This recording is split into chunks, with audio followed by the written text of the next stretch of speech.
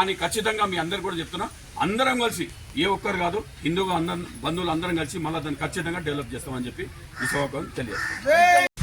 ఈ హనుమాన్ మందిరంలో అనేక సంవత్సరాలుగా, వందల సంవత్సరాలుగా ఇక్కడ ఆ హనుమంతుని యొక్క విగ్రహాన్ని పూజిస్తూ ఇక్కడ అనేక రకాలైనటువంటి కార్యక్రమాలు చేస్తున్నటువంటి సుభాష్ నగర్ కాలనీవాసులందరికీ కూడా దాని విషయం తెలుసు.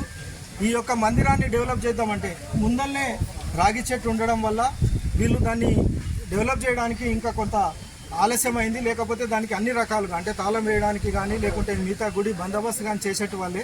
కానీ ఇక్కడ ఉన్నటువంటి రాగి చెట్టు ఉన్నటువంటి స్థల యొక్క ప్రభావం వల్ల ఇక్కడ డెవలప్మెంట్ చేయలేకపోయినారు. కానీ వికారాబాద్లో ఏదైతే ప్రశాంత వాతావరణం ఉన్నదో ఈ వాతావరణాన్ని చెడగొట్టడానికి ఇక్కడ ఉన్నటువంటి కొంతమంది ఎవరైతే ఉన్నారో వాళ్ళు ఈ హనుమాన్ యొక్క విగ్రహాన్ని ధ్వంసం చేయడానికి ప్రయత్నం చేసినటువంటి సంగతి మనము ఇక్కడ చూసినాం. అయితే ఇక్కడ ఉన్నటువంటి ఈ వాతావరణాన్ని చెడగొట్టే వారిపైన వెంటనే కఠినమైనటువంటి శిక్షలు వేయాలి, వారిని పట్టుకోవాలి. ఎందుకంటే ఇక్కడ ఒక సీసీ కెమెరా కూడా ఉన్నది.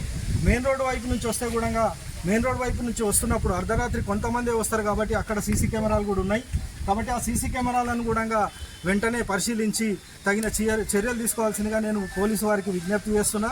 దొరికిన తర్వాత వాళ్ళకి మతి స్థిమితం లేదనేటువంటి సమాధానం మాత్రం రావద్దని చెప్పేసి హిందూ యొక్క బంధువుల తరఫున నేను అందరికీ విజ్ఞప్తి చేస్తున్నాను. భారత్ మాతాకి జై.